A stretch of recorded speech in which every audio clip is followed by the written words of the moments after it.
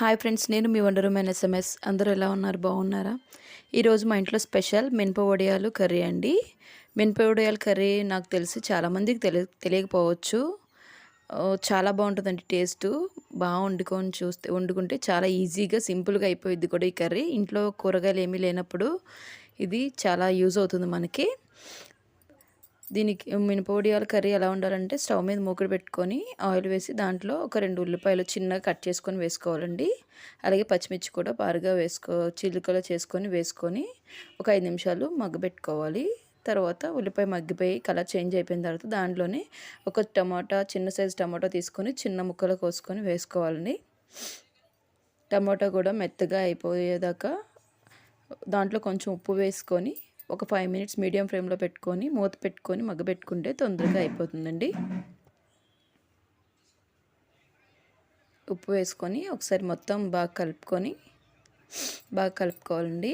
ఉప్పు గడ్డలు ఎక్కడ ఉండకుండా బాగా కలుపుకొని మూత పెట్టుకొని ఒక 5 నిమిషాలు మీడియం ఫ్లేమ్లో పెట్టుకొని ఉంచుకుంటే టమాటో కూడా మగ్గిపోతుంది.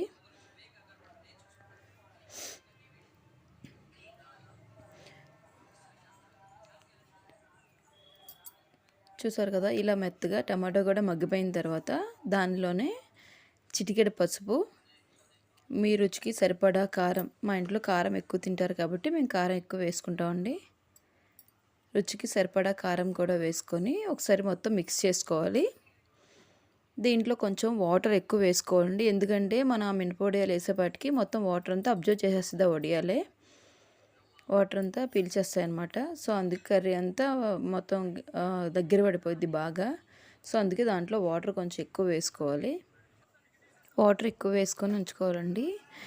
దీని తర్వాత క్లిప్ మిస్ అయిందండి. అది కర్రీ అంతా రెడీ అయిపోయిన తర్వాత ఉండే క్లిప్ మిస్ అయిపోయింది. సో ఇలా వాటర్ అంతా వేసుకున్న తర్వాత వాటర్ బాగా బాయిల్ అయిపోయాక ఆ మినపొడియాలు వేసేసి ఒక 5 నిమిషాలు మీడియం ఫ్లేమ్లో పెట్టుకుంటే వాటర్ అంతా దగ్గర పడిపోయి కర్రీ రెడీ అయిపోతుందండి.